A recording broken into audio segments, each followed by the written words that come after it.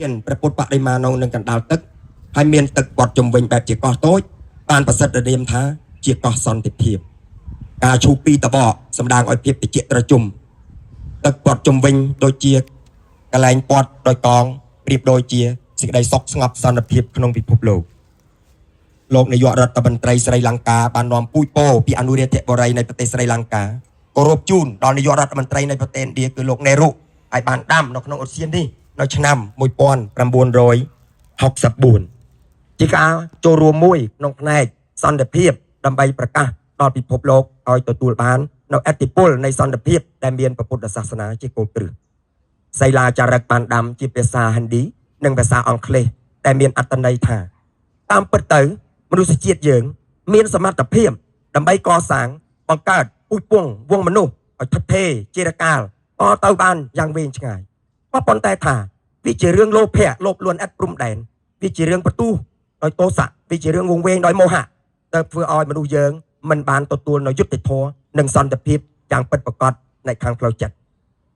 ដើម្បីឲ្យយើងបានទទួលនៅសន្តិភាពយ៉ាងពិតប្រាកដយើងគួរនាំគ្នារួមសាមគ្គីគ្នាលះបង់នៅលោភៈទោសៈមោហៈដែលជាគ្រឿងរារាំងនៃការទទួលបាននៅសុខសន្តិភាពយើងនឹងទទួលបាននៅសុខសន្តិភាពយ៉ាងពិតប្រាកដជាក់លាក់យ៉ាងជាក់ស្ដែងនៅក្នុងមហាសន្និបាតការបើកកម្មវិធីបុណ្យពុទ្ធចយន្តិនៅទីក្រុងញូដេលីអ្នកមុខអ្នកការមន្ត្រីរាជការយ៉ាងច្រើនមានអនុប្រធានាធិបតីគឺលោកគ្រីស្មាន់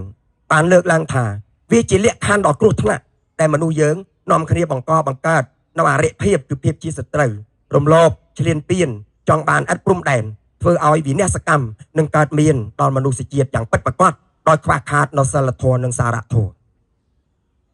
នៅក្នុងការប្រជុំនោះដែរអ្នកមុខអ្នកការដែលលើកឡើងអំពីកតិបណ្ឌិតបានលើកមកប្រកាសថាបុណ្យពុទ្ធចយន្តិគឺជាបុណ្យពុទ្ធសករាជ2500នេះវាប្រៀបដូចជាស្គរទូងឡើងដាស់ចិត្តពុទ្ធបរិស័ទឲ្យរួមសាមគ្គីគ្នាសហការគ្នាប្រឆាំងនឹងអយុត្តិធម៌ដើម្បីទាមទាររកយុត្តិធម៌ហើយនឹងប្រឆាំងឲ្យបាននៅសង្គ្រាមលោកលើកទី3នៅក្នុងនោះផងដែរ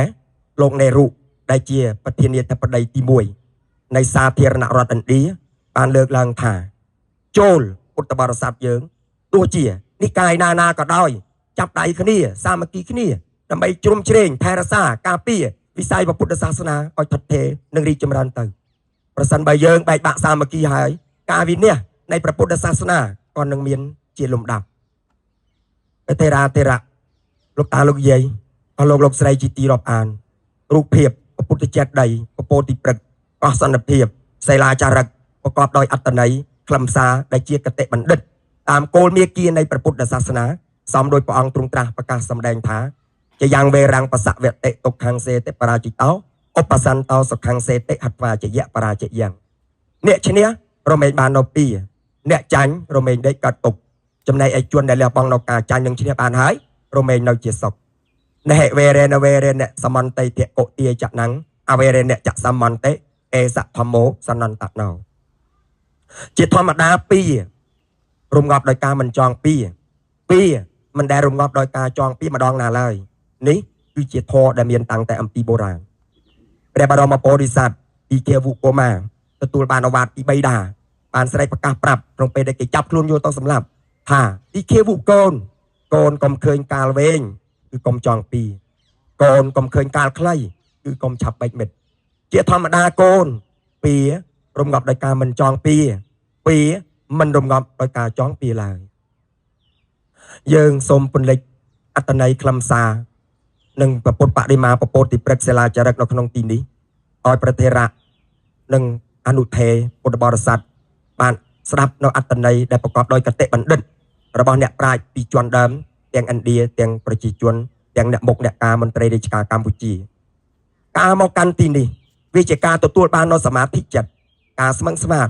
ស្ងប់ស្ងាត់សន្តិភាពទាំងផ្លូវកាយទាំងផ្លូវចិត្តឈ្មោះថាអស់លោកអ្នកនាងបានទទួលនូវអតិពលអំពីឧស្សាហ៍បុដចយន្តិឬបុដាកាដិនយ៉ាងពិតប្រាកដវាជាសរសៃឈាមនៃសន្តិភាពវានឹងផ្សាយទៅតាមរយៈនៃលោកអ្នកនាងយកទៅពោលយកទៅខ្លែងយកទៅនិយាយក្នុងក្រុមគ្រួសារក្នុងសមាជិកក្នុងពួកទីប្រជុំណាមួយអតិពលបំណងប្រាថ្នារបស់នាយករដ្ឋមន្ត្រីនៃរូបជាដើមនឹងផ្សាយទៅនៅមាគ៌ាព្រះពុទ្ធសាសនា ដែលជាមេគាសន្តិភាពចុងក្រោយនេះយើងសូមអធិដ្ឋានឲ្យសរសៃឈាមនៃសន្តិភាពដែលបានផ្សាយចេញអំពីពុទ្ធសៀនជាយន្តោឬជាយន្តិឬបុដាកាដែននេះផ្សាយបន្តទៅទៀតអំពីលោកអ្នកនាងដែលបានទទួលហើយនឹងយកទៅចែកបន្តសូមឲ្យព្រះពុទ្ធសាសនារុងរឿងចម្រើនសូមឲ្យព្រះពុទ្ធសាសនាបានផ្សាយទូទៅពេញសកលលោកសូមឲ្យលោកទាំងមូលបានប្រកបដោយសន្តិភាពព្រះសច្ចមុនីសម្ពុទ្ធទ្រង់ត្រាស់ថាណដ្ឋិសន្តិបរੰសុខੰពុំមានសេចក្តីសុខដតីក្រៅអំពីសេចក្តីស្ងប់ឡើយជាទីបញ្ចប់ខ្ញុំតំណាងឲ្យនាយករដ្ឋមន្ត្រីនរិន្ទ្រមូឌីនិងក្រសួងទេសចរក្រសួងបុរាណស្ថាននិងក្រសួងពាក់ព័ន្ធក្នុងដំណើរធម្មយាត្រារបស់ព្រះថេរានុថេរៈនិងអស់លោកស្រីទាំងអស់ប្រកបដោយសេចក្តីសុខនិងសុវត្ថិភាពនិងទទួលបាននៅអារម្មណ៍ដែលជាទីរីករាយក្នុងទីដែលលោកអ្នកបានទៅហើយថ្វាយបង្គំហើយពរ4សម្បត្តិ3ទេវតាតាមព្រះស្ដុបព្រះចេតិយសូមតាមទទួលតាមថែតាមជាយន្តោឲ្យអស់លោកអ្នកនាងជួបតែសេចក្តីសុខជានិច្ចនិរន្តរ៍យើងសូមបើកបេះដូងថាយើងនឹងចូលរួមសហការជាមួយលោកអ្នកនាងក្នុងករណីឯណាមួយតែពុំអាចប្រព្រឹត្តទៅបានហើយនឹងដោះស្រាយឲ្យកក់ក្ដៅអស់ពីចិត្តតាមដែលយើងធ្លាប់មានអនុស្សាវរីយ៍ធ្លាប់កាន់ដៃគ្នាទាំងផ្នែកអាណាចក្រនិងពុទ្ធចក្រសូមអនុមោទនា